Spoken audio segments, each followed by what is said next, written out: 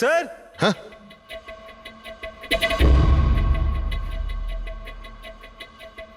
Sir, এ তো মারা গেছে। মারা গেছে? ওই দেখুন স্যার, সচিন পালাচ্ছে।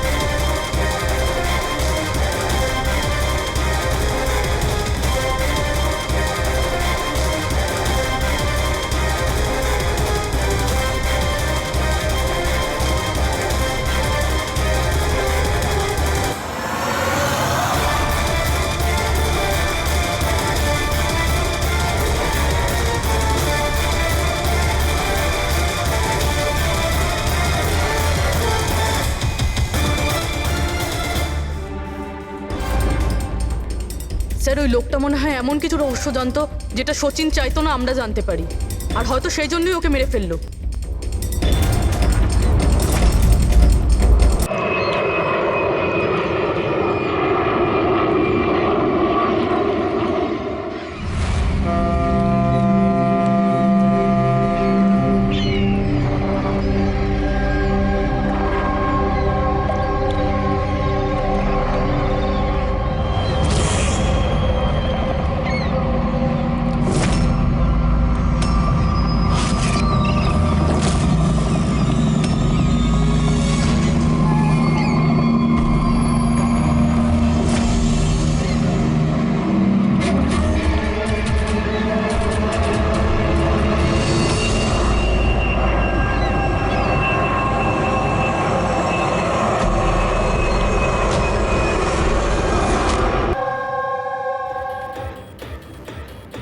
এগারোটা বেজে গেছে,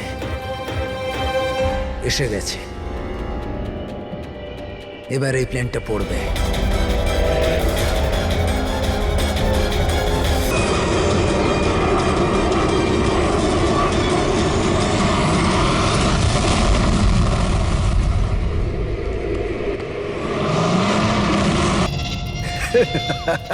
মজা দেখলাম।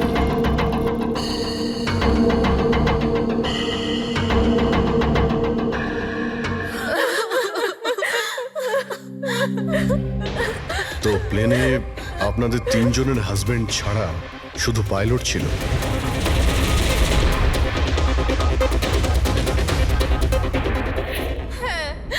আর এখনো অবধি কোনো খবর পাননি আপনারা? দেখুন, অথরিটিকে পুরো জিজ্ঞাসাবাদ করেছি, আর ওরা বলেছে যে প্লেনে কোনো টেকনিক্যাল প্রবলেম ছিল না। তাহলে আপনাদের এরকম কেন মনে হচ্ছে যে ওটা অ্যাক্সিডেন্ট ছিল না, ওটা প্লেন ক্র্যাশ ছিল না, বরং কেউ জেনে শুনে ওদেরকে খুন করেছে? ওনাকে অনেক দিন ধরে কেউ ফোন করে হুমকি দিচ্ছিল। দেখুন, আপনাদের হাজবেন্ড তো নামি দামি বিল্ডার্স, তাই হুমকি দেওয়া ফোন তো আপনাদের আসতেই পারে, তাই না? কিন্তু এক্স্যাক্টলি কি হয়েছিল বলুন তো আপনারা। হ্যাঁ, ওরা তিনজন সুরাট যাচ্ছিল কোনো জমি কিনতে, কিন্তু কিছু বিল্ডার্স ছিল যারা চাইতো না এই ডিলটা হোক। হ্যাঁ স্যার, কোটি টাকার ডিল ছিল। নিশ্চয়ই এই কাজ ওদের মধ্যে কারোর হবে। আচ্ছা, হুমকি দিয়ে কেউ ফোন করলো আর আপনারা পুলিশের কাছে কেন রিপোর্ট করেননি? স্যার, আমরা পুলিশের কাছে যেতে চেয়েছিলাম, তো আমাদের হাজবেন্ডরা আমাদের বাধা দিল। হ্যালো, কে বলছেন? খবরদার যদি ওই সুরাটের জমিটার ব্যাপারে ভেবেওছো তুমি, বুঝেছো? হুমকি দিচ্ছেন? হুমকি দিচ্ছেন আমাকে? হুমকি ভাবো তুমি। কাল সকাল 11টার সময় তোমার জীবনের শেষ নিঃশ্বাস নেবে তুমি। আপনার যা করার করে নিন, এই ডিল তো আমি করেই ছাড়বো। প্লেন ক্র্যাশও ঠিক 11টার সময় হয়েছিল স্যার। 11টা বেজে গেছে। এবার এই প্লেনটা পড়বে।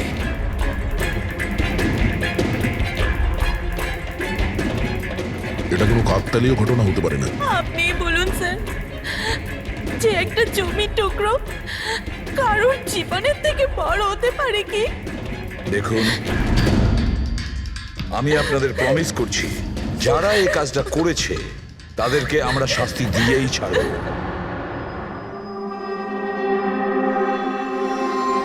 স্যার আমাদের 5 বছর হয়ে গেছে এই কাজ করছি, আজ পর্যন্ত একটাও ভুল হয়নি। আমাদের কাজে ভুল হওয়ার কোনো সম্ভাবনাই নেই স্যার। যদি স্যার প্লেনে কোনো প্রবলেম থাকতো তাহলে আমরা ওটাকে উঠতে দিতাম না। তাহলে আপনাদের কথা অনুযায়ী প্লেনে কোনো প্রবলেম ছিল না? একদমই নয় স্যার। তাহলে প্লেনটা ক্র্যাশ হলো কি করে? হ্যাঁ, 4 জন মারা গিয়েছেন, কে দায়িত্ব নেবে তার? স্যার আমি নিজেই খুব অবাক হয়েছি যে এটা ঘটলো কি করে। ফ্লাইট রেকর্ডার জানেন তো আপনারা, যাকে আমরা ব্ল্যাক বক্স বলি, সেখানেও সবকিছু নর্মাল দেখাচ্ছে। নর্মাল বললে কাজ চলবে না, সব কিছু ডিটেলে বলুন, শুরু থেকে, টেক অফ হওয়ার আগে থেকে কি হয়েছিল? আমরা পুরো প্লেন চেক করে পাইলটকে হ্যান্ডওভার করে দিয়েছিলাম।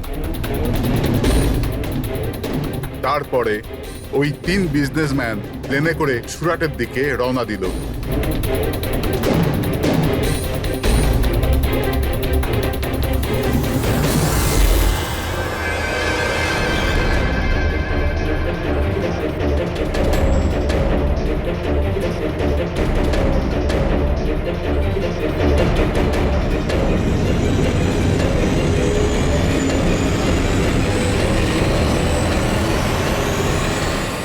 স্যার আমরা টেক অফের পারমিশন রেডিওর ফ্রিকোয়েন্সি থেকে পাই, মেন টাওয়ার থেকে।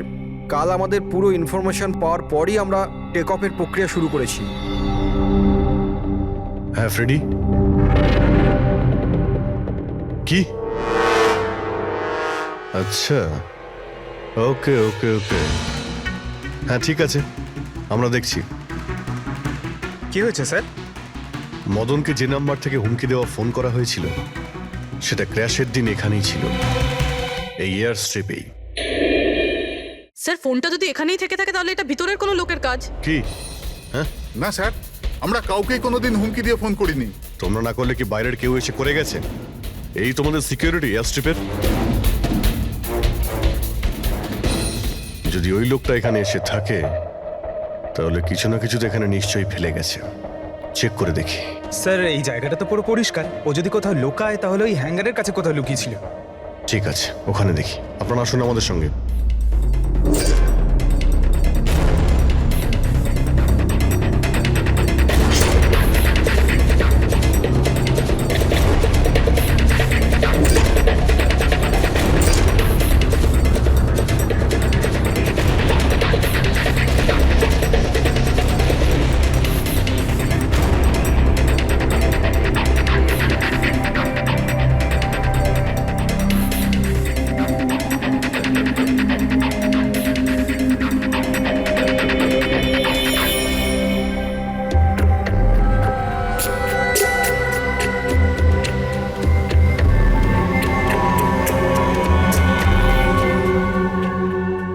স্যার স্যার একটা ভাঙা ফোন পেয়েছি। স্যার আমার মনে হয় হুমকি দেওয়ার জন্য এই ফোনটাই ব্যবহার করেছিল। হতে পারে, ইউজ করে ভেঙে দিয়েছে। রেখে দাও, কিছু প্রমাণ তো নিশ্চয়ই পাওয়া যাবে। কোথায় পেলে তুমি এটা? স্যার ওখান থেকে। স্যার এখানে।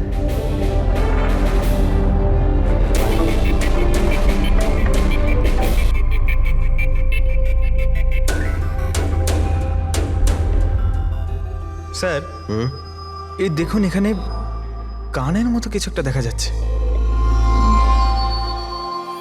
হ্যাঁ, তুমি তো ঠিকই বলেছ। ফোনটাও এখানে পাওয়া গেল, আর এই চিহ্ন। এমনটা নয় তো যে ওই অপরাধী এখানে হেলান দিয়ে ফোনে কথা বলছিল আর আমাদের জন্য ও প্রমাণ রেখে গেছে এখানে। একটা কাজ করো, এর ছবি তুলে নাও। স্যার কানের চিহ্ন দিয়ে কিছু বোঝা যাবে? আরে কিছু না কিছু তো পাওয়া যাবে। ডক্টর সালুকাকে দেব, উনি শিওর কিছু করবেন।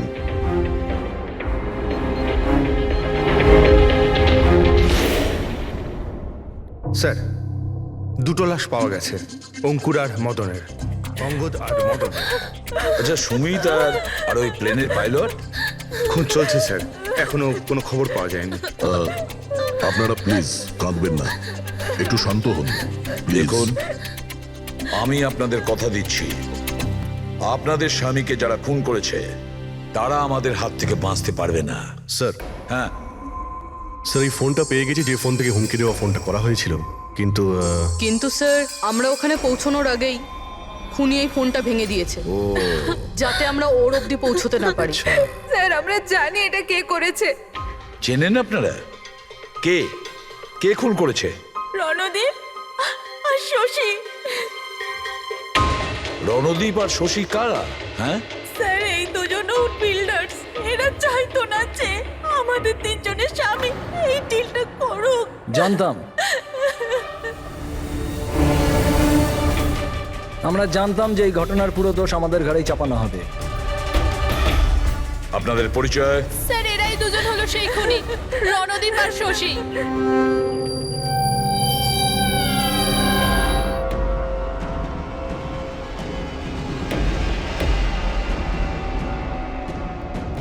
জানি না এই মহিলাদের আমাদের সঙ্গে কি শত্রুতা আছে, যাই হোক না কেন আমাদের উপরই সবসময় দোষারোপ। আর আগেও একবার এরা আমাদের মিথ্যে অভিযোগে গ্রেফতার করিয়েছিল। আচ্ছা, কোন অপরাধে গ্রেফতার করিয়েছিল আপনাদের? আমাদেরও একটু বলুন। স্যার প্রথমবার যখন অঙ্কুরকে কল করে হুমকি দিয়েছিল, তো আমি পুলিশে রিপোর্ট লিখিয়েছিলাম এই রণদীপের বিরুদ্ধে। আর পুলিশ আমাকে গ্রেফতারও করেছিল, কিন্তু পরে আমি নির্দোষ প্রমাণিত হই। হ্যাঁ স্যার, আসলে ওই হুমকি দেওয়া ফোন ওই গ্রামবাসীদের ছিল যাদের জমি এরা নিতে চেয়েছিল। হ্যাঁ, ওই গ্রামের লোকগুলো তো এখনো জেলেই আছে। তো এই বাজে কাজটা তোমরা ছাড়া আর কে করতে পারে? দেখলেন স্যার, আবার আমাদের ওপর অভিযোগ। যদি আমরাই হামলা করে থাকি তাহলে সিআইডির কাছে আমরা কেন আসবো? কোনো ব্যাপার না, খুব তাড়াতাড়ি সমস্ত সমস্যার সমাধান হয়ে যাবে। হ্যাঁ, কারণ আমরা ওখানে অপরাধীর কানের চিহ্ন পেয়েছি। আর ব্যাস, সেটা থেকে তো আমরা পুরোটা জেনেই যাব যে খুনি কে। এই দেওয়ালে যে কাঁচা রং ছিল, ওখানে এই যে কানের ছাপটা দেখা যাচ্ছে, এই কানের ছাপটা দেখো। কিছু দেখতে পাচ্ছ এতে? ওই কানের প্রিন্টে স্টারের মতন দেখতে কিছু ইমপ্রিন্ট আছে। আরো একটা কথা, এই যে অপরাধী, এ সমুদ্রের আশেপাশে থাকে। এইটা কিভাবে জানতে পারলেন স্যার? আমি বলছি, এই ফোনটা, এই ফোনের যে ভাঙা অংশটা, এর ওপর আমি কিছু সমুদ্রের বালি আর মাছের কাঁটার টুকরো পেয়েছি। আচ্ছা আচ্ছা, তো যখন ওই লোকটা তার জুতো দিয়ে ফোনটা ভেঙেছিল তখন ওই বালি আর ওই মাছের কাঁটা জুতো থেকে বের হয়ে ফোনের মধ্যে চলে আসে। জুতোয় বালি আর এই তো মাছের মাথা কাঁটা। পেরেছে। হতে পারে ওই লোকটা ফিশ মার্কেটের আশেপাশে থাকে।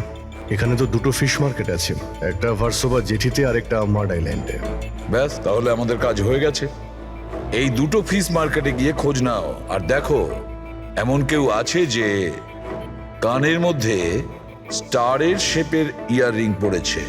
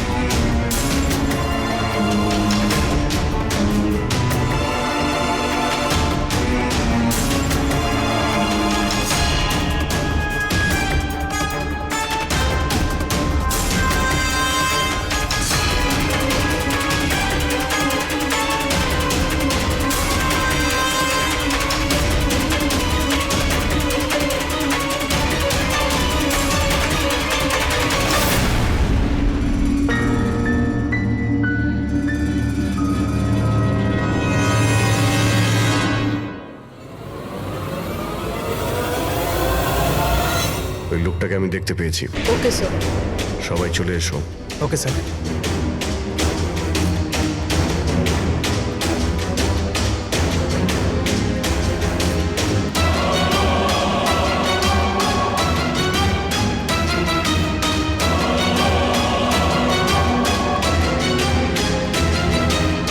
কারোর সঙ্গে মিটিং হওয়ার কথা।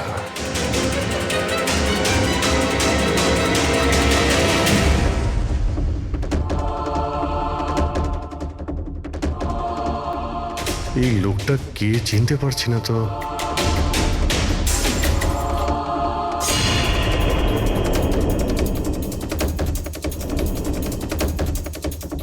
স্যার এটা তো সচিন। এয়ারপোর্ট অথরিটিজ মরে যাওয়া পাইলটদের লিস্টে এর ছবি দেখিয়েছিল। এই পাইলটটা সচিন, এই সচিন বেঁচে আছে? স্যার ও যদি প্লেন ক্র্যাশে মারা না যায় তাহলে এই এখানে লুকিয়ে কি করছে? তাই তো, সামনে আসছে না কেন? চলো গিয়ে জিজ্ঞাসা করি।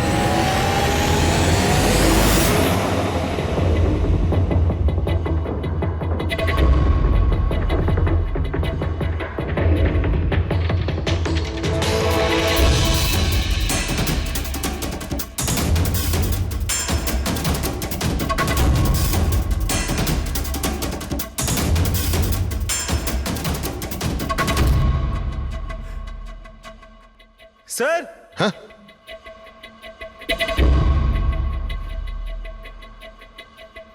স্যার এ তো মারা গেছে। মারা গেছে? ওই দেখুন স্যার, সচিন পালাচ্ছে।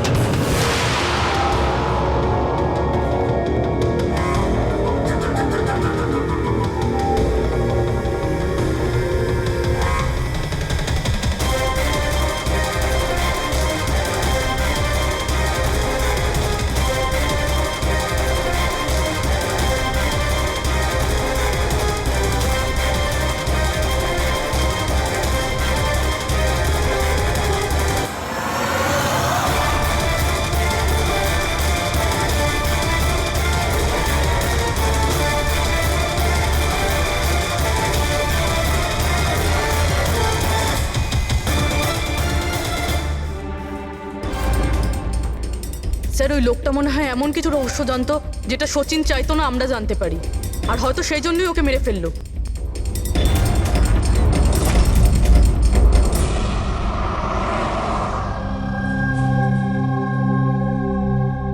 স্যার,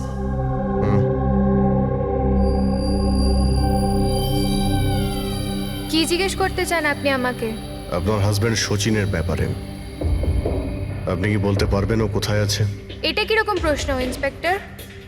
আপনারা তো জানেন কিছুদিন আগে একটা প্লেন ক্র্যাশে। আগে না, সচিন বেঁচে আছে। বেঁচে আছে? আগে হ্যাঁ। আর আপনি হয়তো এটা শুনে খুবই কষ্ট পাবেন যে ও একটা খুন করে পালিয়েছে। এমনিতে তোমার স্বামী সচিন কত টাকা পেয়েছিল এই ষড়যন্ত্রে যুক্ত হয়ে? টাকা? টাকা পাইনি।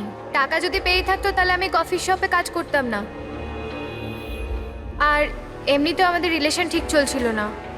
আপনাদের মধ্যে বনিবনা হচ্ছিল না? কি বলতে চাইছেন, মানে জিজ্ঞেস করতে পারি কি প্রবলেম ছিল? দীপ্তি নামের একটা মেয়ে আছে, এয়ার হোস্টেস। অনেকবার বলতো যে তোর সাথে ডিভোর্স নিয়ে ওর সাথে থাকতে চাই। কোথায় থাকে ও? সিঙ্গাপুর। সিঙ্গাপুর? কি সচিন বেঁচে আছে? এ হতে পারে না স্যার, আমরা নিজের চোখে ওকে প্লেনে উঠতে দেখেছিলাম। স্যার এত বড় দুর্ঘটনায় ওর বেঁচে থাকার কোনো সম্ভাবনাই নেই স্যার। আর ও যদি প্লেন থেকে প্যারাশুট নিয়ে লাফ দেয় তাহলে?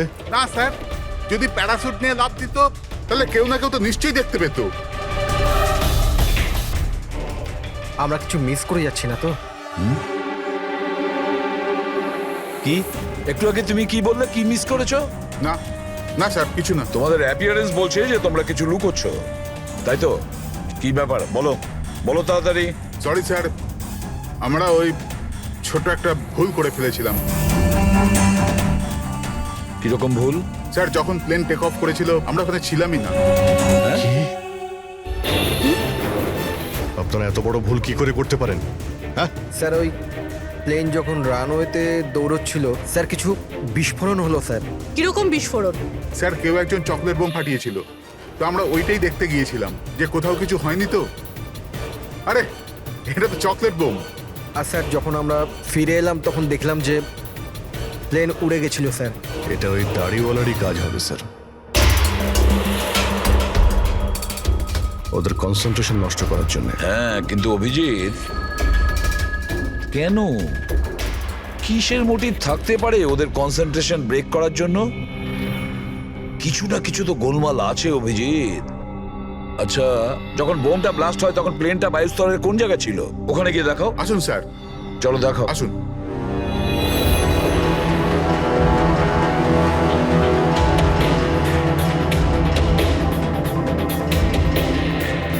এক মিনিট অভিজিৎ, এ তো রক্ত, শুকিয়ে যাওয়া রক্ত। স্যার, রক্তের রং দেখে মনে হচ্ছে খুব বেশি পুরনো নয়, আজ বা কালকেরই।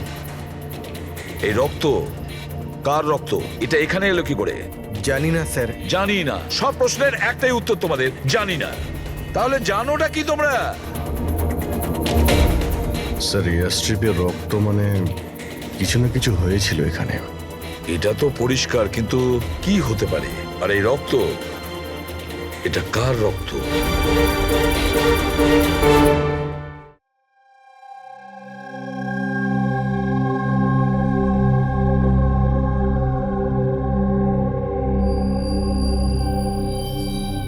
বস, জানতে পেরে গেছি ওই এয়ার স্ট্রিপে যে রক্ত ছিল ওটা কার। কার ছিল? এর পাইলট সচিনের।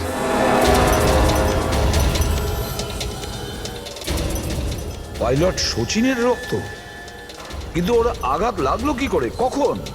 স্যার, যখন আমরা ওকে জেটিতে দেখেছিলাম তখনও একটা স্লিং ব্যান্ডেজ পড়েছিল, আর ওর হাতে ব্যান্ডেজও বাঁধা ছিল। কিন্তু ইঞ্জিনিয়ার আমাদের এটা বললো, যখন সচিন টেক অফের জন্য যাচ্ছিল একদমই ঠিকঠাক ছিল, ওর হাতে কোনো রকম ব্যান্ডেজই ছিল না।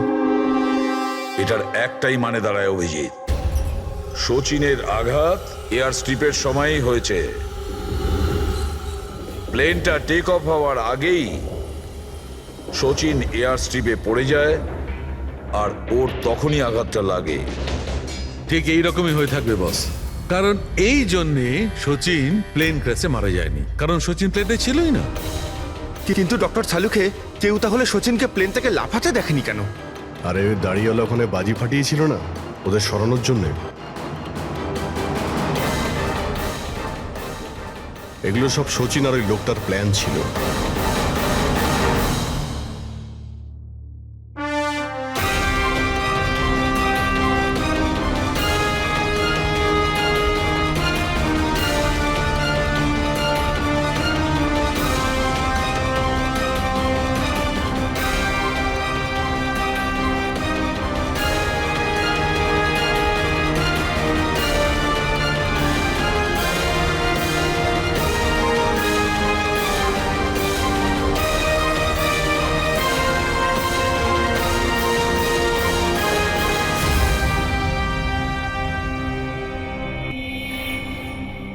হ্যালো,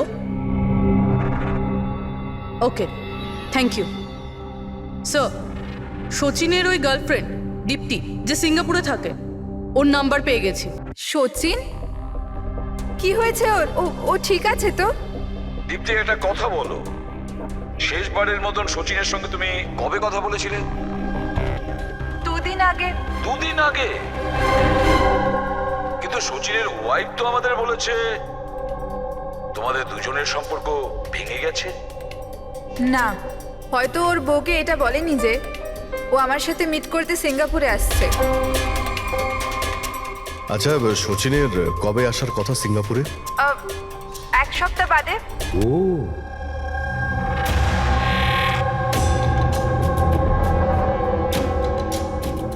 আচ্ছা, আর কি কি কথা হয়েছে তোমার সঙ্গে 2 দিন আগে? ও বলছিল যে ও অনেক টাকা পেতে চলেছে, আর তারপরে আমরা দুজনে নতুন জীবন শুরু করতে পারি। কিন্তু আপনার এইসব প্রশ্ন, সচিন ঠিক আছে তো?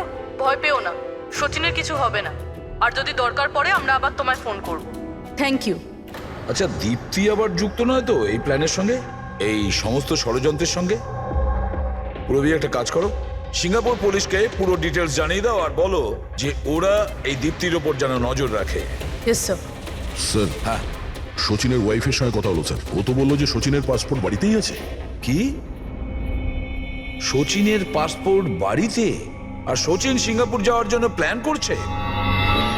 এটা আবার হয়নি তো যে শচীন নকল পাসপোর্ট বানিয়েছে? নকল পাসপোর্ট? আচ্ছা, আমাদের ওই ঘেটু আছে না, ও কিন্তু নকল পাসপোর্টের ব্যাপারে অনেক কিছু জানে।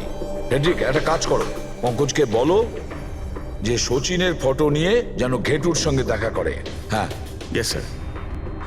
আরও একটা কথা স্যার, স্যার শচীন যদি প্লেন টেক অফ হওয়ার আগে প্লেন থেকে ঝাঁপ দিয়ে থাকে, তাহলে প্লেনটা ওড়াচ্ছিল কে? আর যখন ও প্লেন থেকে ঝাঁপ দিল তখন এই মদন, অঙ্কুর আর সুমিত এরা চিৎকার চেঁচামেচি করলো না কেন? চুপচাপ বসেছিল কেন? বস, প্লেন থেকে পড়ে গেলে এরকম সুযোগ পাবে কি করে? এরা তিনজনেই তো অজ্ঞান ছিল। কিন্তু স্যার, এরা জ্ঞানটা হারালো কিভাবে? পূর্বী এদের তিনজনের পেটের মধ্যে ব্ল্যাক কফি ছিল, আর ওই ব্ল্যাক কফিতেই নেশাদ্রব্য মেশানো ছিল। কি? ব্ল্যাক কফির সঙ্গে নেশার ওষুধ? I am boarding. আপনার কফি। Thank you. তাহলে নিশ্চয়ই এটা শচীনের প্ল্যানের পার্ট ছিল। স্যার, একটা প্রশ্নের উত্তর এখনো পাইনি। বিনা পাইলট নিয়ে প্লেনটা উড়লো কিভাবে? এর উত্তর হলো UAS. UAS, আনইন্টারাপ্টেবল auto pilot system. এই প্রোগ্রাম দিয়ে মাটিতে থেকে আকাশে ওড়া প্লেনকে কন্ট্রোল করা যায় স্যার, যে কোনো জায়গা থেকে। হ্যাঁ স্যার, আমরা এই ফরেন্সিক ল্যাবে দাঁড়িয়েও যে প্লেনটা আকাশে উঠছে তাকে কন্ট্রোল করতে পারি। এই প্রোগ্রামটা এই জন্যই বানানো হয় যে আকাশে ওড়ার সময় প্লেনে যদি কোনো ইমার্জেন্সি হয় বা কোনোভাবে প্লেন হাইজ্যাকও হয়ে যায়, তাহলে তার কন্ট্রোল যেন নিচে থাকা লোকেদের হাতে থাকে। তার মানে প্লেনের ককপিটের কন্ট্রোল তার হাতে থাকবে যার হাতে রিমোট আছে। হ্যাঁ স্যার, আর যার কাছে রিমোট কন্ট্রোলটা ছিল সেই প্লেনটা ক্র্যাশ করিয়েছে সমুদ্রে। রিমোট কন্ট্রোলের লোক খুনি। এক কফিতে নেশার ওষুধ। যদি একবার আমরা জানতে পারি না যে ওই ব্ল্যাক কফিতে নেশার ওষুধ কে মিশিয়েছিল আর কে খাইয়েছিল, তাহলে বুঝে নাও রিমোট কন্ট্রোলের খুনির কাছেও আমরা পৌঁছে যাব। Remote control. Black coffee? Sir, Madan তো ব্ল্যাক কফি খেতেন না, ওনার হাই ব্লাড প্রেশার ছিল। আর স্যার, আমিও তো সুমিতকে কোনো ব্ল্যাক কফি দিইনি, কারণ ও যখন বাড়ি থেকে বেরিয়েছিল তখন আমিও বাড়ি ছিলাম না। দেখুন, আমরা ওই তিনজনের পেট থেকেই ব্ল্যাক কফি পেয়েছি, যে সেই নেশার ওষুধ মিশিয়েছিল। আর আপনারা বলছেন যে আপনারা কেউ নিজেদের স্বামীকে ব্ল্যাক কফি খাওয়াননি। হতে পারে অন্য কেউ ওনাদের ব্ল্যাক কফি খাইয়েছিল, বা হতে পারে বাইরে যেখানে গিয়েছিল সেখানে খেয়েছিল। কোথাও গিয়েছিল কি? হ্যাঁ স্যার, ওকে আমাদের ড্রাইভার এয়ারপোর্টে ছাড়তে গেছিল। তাহলে হতে পারে যে ও বাইরে কোথাও কফি খেয়েছে, তাহলে ড্রাইভার জানতে পারে। রবি, ওকে একবার ডাকুন তো, কোথায় আছে ও? স্যার, যবে এই ঘটনা ঘটেছে তবে থেকে ও কাজে আসছে না, ও আমার ফোনও তুলছে না। তার মানে অভিজিৎ, এই রবি কাল থেকে উধাও।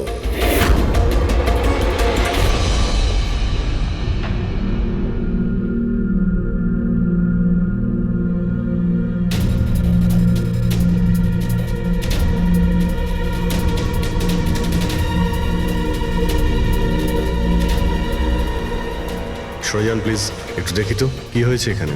দেখুন স্যার, এখানে খুব গন্ধ আসছে, আর এক্ষুনি পুলিশকে ফোন করেছিলাম কিন্তু এখনো কেউ আসেনি। আমরা সিআইডি থেকে।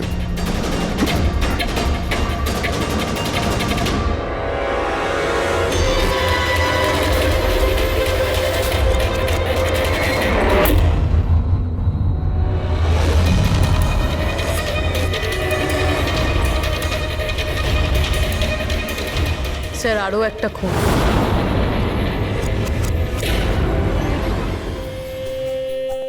চলে আয়, জাস্ট ফলো মি।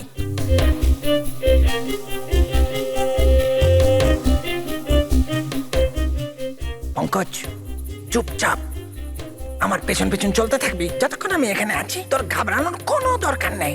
এই যে ঘেটু, আমি না ভয় পাই না, আমি একজন সিআইডি অফিসার। চুপচাপ চল, ফলো মি, ওইদিকে চল।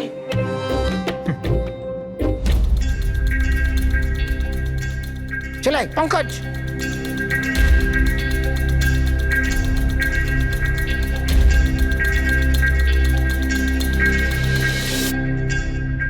কি বন্ধু, শুনেছি তুমি খুব সুন্দর পাসপোর্ট বানাও।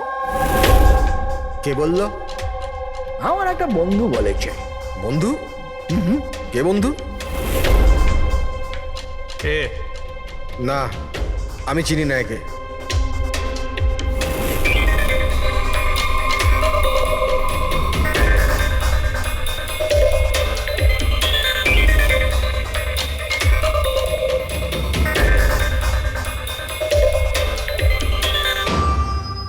এ তোমার বন্ধু? তোমার কোনো সন্দেহ আছে? খুব ভালো করে চিনি আমি একে। এর পাসপোর্টও রেডি হয়ে পড়ে আছে আমার কাছে। আরে বাহ, তাহলে তো আমারও পাসপোর্ট হয়ে যাবে, তাই না? হয়ে যাবে, কিন্তু 2টো পেটি লাগবে। আরে দেবো তো 2 পেটি। বলো না কি চাই, আম চাই না 2 পেটি আপেল চাই, বলো কি চাই। এ শালা, 2 পেটি মানে 2 লাখ। 2 লাখ? 2 লাখ? চল এটা বল, তোর নাম কি লিখবো পাসপোর্টে? Sub inspector Pankaj, CID. CID? হ্যাঁ, সিআইডি। আরে আরে আরে, আমি কি করেছি তোমার? শুধু তোরই নয়, যত নকল পাসপোর্ট বানায় সব ধান্দা বন্ধ হয়ে গেছে। যে যে প্রশ্নগুলো আমি করব সব কটা সত্যি সত্যি উত্তর দিবি, না হলে 2 লাখ বার উঠবস করাবো, বুঝেছিস? জিজ্ঞেস করো কি করবার আছে। এ ওর নকল পাসপোর্ট নিতে কখন আসবে? জানি না। জানিস না?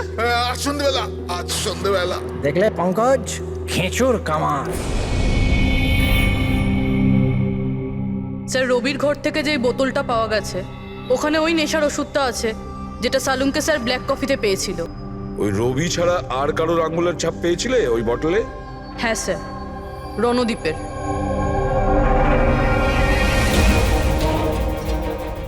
রণদীপ, এই রণদীপ বিউরোতে এসে চেঁচিয়ে চেঁচিয়ে নিজেকে নির্দোষ প্রমাণিত করতে চাইছিল না? প্রথমে রবিকে ব্যবহার করে খুন করানোর জন্য, তারপর রবিকেই মেরে ফেলে। স্যার, আমি রণদীপকে অনেকবার ফোনে ট্রাই করেছি, কিন্তু ওর ফোন বন্ধ আসছে। একবার এই সুচিরকে যদি আমরা পাই না, ওই আমাদের পৌঁছে দেবে রণদীপের কাছে। সন্ধেবেলায় তো ও আসছে নিজের নকল পাসপোর্ট নেওয়ার জন্য।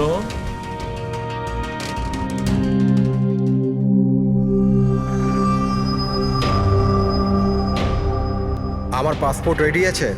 হ্যাঁ, তুমি এক কাজ করো, তোমার পাসপোর্ট ওর থেকে নিয়ে নাও, ওর কাছে আছে। আরে ভাই তাড়াতাড়ি করো, আমার কাছে বেশি সময় নেই। সত্যি বলেছিস তুই, তোর কাছে তো একদম সময় নেই। বাস এইটা, এই ফটোটা চিপকে দি। এটা কি ধরনের মজা? মজা নয়, এটা সিআইডির উপহার। সিআইডি? বল, ওই প্লেন ক্র্যাশটা কি করে করেছিলি তুই?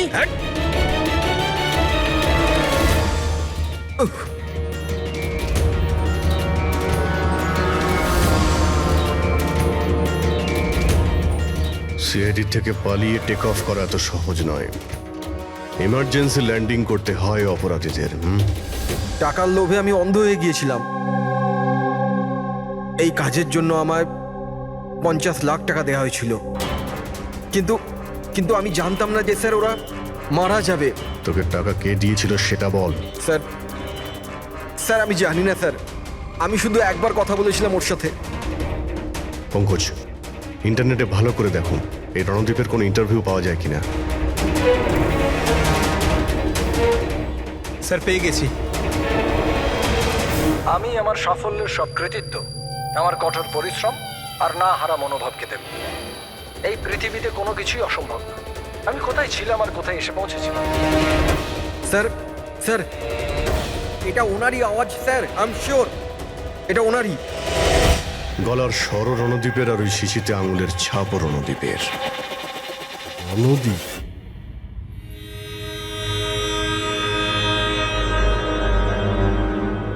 স্যার, সামনে গিয়ে রাইটে। স্যার, এই রণদীপের ফোন তো অফ বলছে, ওর লোকেশন কি করে ট্র্যাক করব? আরে ফোন বন্ধ তো কি হয়েছে পঙ্কজ, ওর ভিডিওটায় মনে আছে? ওই ভিডিওটার মধ্যে ওর হাতে একটা ব্রেসলেট পড়েছিল। আমি ওই ইন্টারভিউ দ্বিতীয়বার চেক করেছি। কিন্তু স্যার, ব্রেসলেট দিয়ে লোকেশন কি করে ট্র্যাক করব? পঙ্কজ, ওটা কোনো অর্ডিনারি ব্রেসলেট নয়। ওই ব্রেসলেটে জিপিএস ট্র্যাকিং লাগানো আছে। আর এরকম ব্রেসলেট বেশিরভাগ টাইপ 1 ডায়াবেটিসের লোকেরাই পরে। ব্রেসলেটে জিপিএস থাকে স্যার? হ্যাঁ, তার কারণ হলো যে ওর শরীর যদি কোনো সময় খারাপ হয়ে যায় বা ওর মাথা ঘুরে যায়, তাহলে ওর পরিবারের লোকেরা জিপিএস এর সাহায্যকে সহজেই ট্র্যাক করতে পারবে। কিন্তু স্যার এই জিপিএস বলছে রণদীপ কুন্ডু বাড়িতে আছে।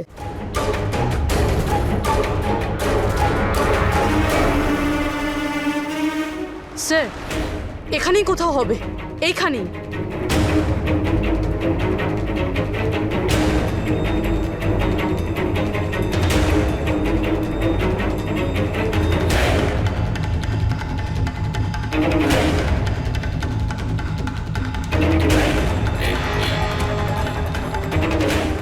এইদিকে স্যার। স্যার এখানেই কোথাও হবে। ওর হার্ট রেট ক্রমশ কমে আসছে। হার্ট রেট ক্রমশ কমে যাচ্ছে? এদিকেই ও কোথাও আছে। দাঁড়া দাঁড়া, এই মাটিটা অন্যরকম মনে হচ্ছে কেন? এই মাটির নিচে আবার নেই তো? হতে পারে।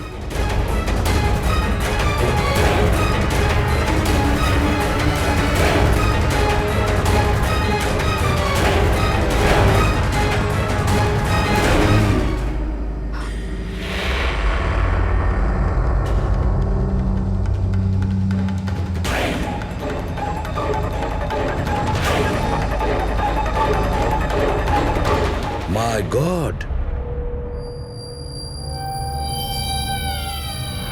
বেঁচে আছে? Sir,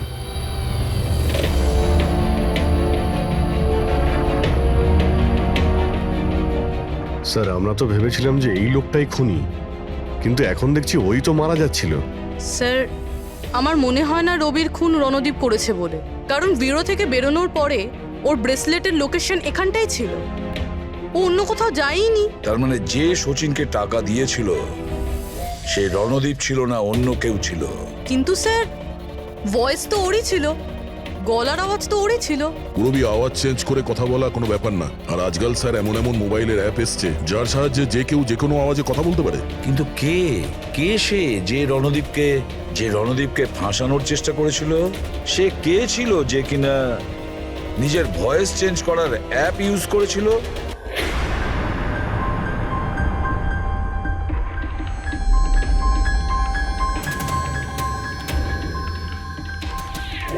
cheers. হ্যাঁ, চিয়ার্স চিয়ার্স। আসুন আসুন আসুন। অভিনন্দন আপনাকে। অভিনন্দন? কিসের জন্য? ওই অ্যাপের জন্য। ওই অ্যাপ যেটা আপনাদের কোম্পানি বানিয়েছে, যেটা দিয়ে যে কোনো মানুষ তার নিজের ভয়েস চেঞ্জ করতে পারে। মানে?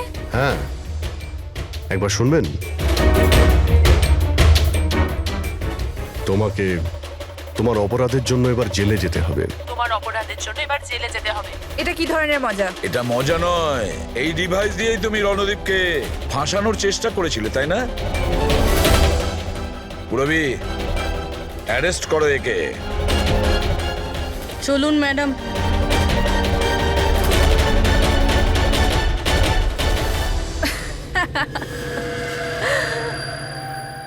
এত কিসের তারা আছে সিআইডি?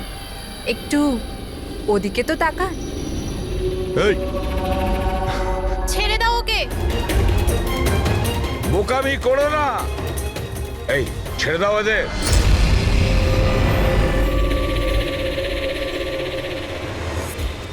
মাই গড, তাড়াতাড়ি ওঠো।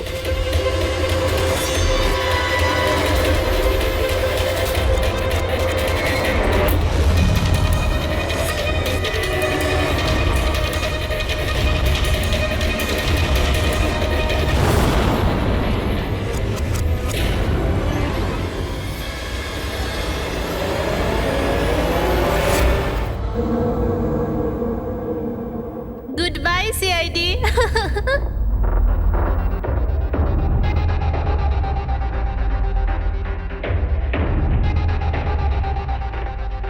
ওয়েল ডান গার্লস, আজ পর্যন্ত বড় বড় অপরাধী যেটা করতে পারেনি সেটা আমরা করে দেখিয়েছি। সিআইডি তো পাগল হয়ে গেছে মনে হয়। আরে ওসব তো ঠিক আছে, কিন্তু আমরা যাব কোথায়? অরিজিনাল প্ল্যান তো আমরা ভেস্তে ফেলেছি। ভেবে দেখি, কোনো না কোনো রাস্তা তো পেয়েই যাব।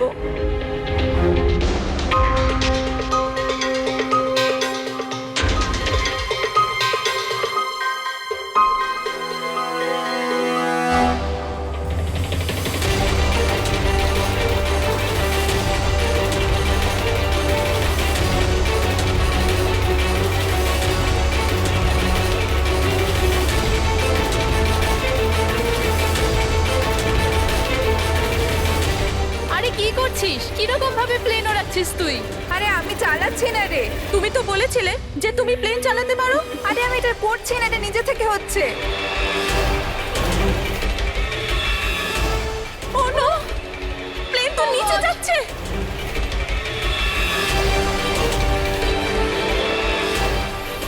মনে হচ্ছে আমাদের ইউএস টেকনোলজি কেউ জানতে পেরে গেছে নাকি? কিন্তু কি করে?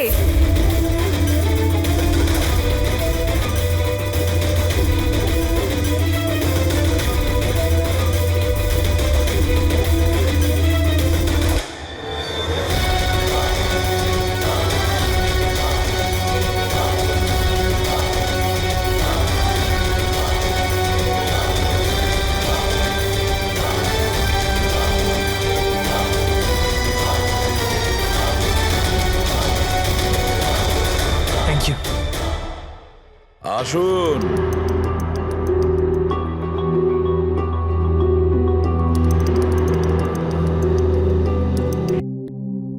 যে দেশে মহিলারা স্বামীর দীর্ঘ জীবনের জন্য ব্রত রাখেন, সেখানে আপনারা তিনজন মিলে আপনাদের স্বামীদের খুন করে দিলেন।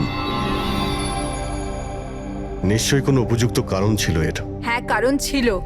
আমাদের হাজবেন্ডরাও ধোয়া তুলসী পাতা ছিল না। হ্যাঁ, লোকেদের কাছে তো এমন দেখাতো যে ওরা আমাদের খুব ভালোবাসে, কিন্তু বাড়িতে কিছু অন্য গল্প হতো। না আমরা কোনো ভালোবাসা পেলাম, আর না কোনো সম্মান। অঙ্কুর তো কতবার রিয়ার উপর হাতও তুলেছিল, হসপিটালেও ভর্তি হতে হয়েছিল ওকে। এই সব থেকে বিরক্ত হয়ে আমরা আমাদের স্বামীদের কল করে হুমকি দিচ্ছিলাম, আর ভাবলাম সুযোগ ভালো আছে, তাই আমরা ওদের মেরে ফেললাম।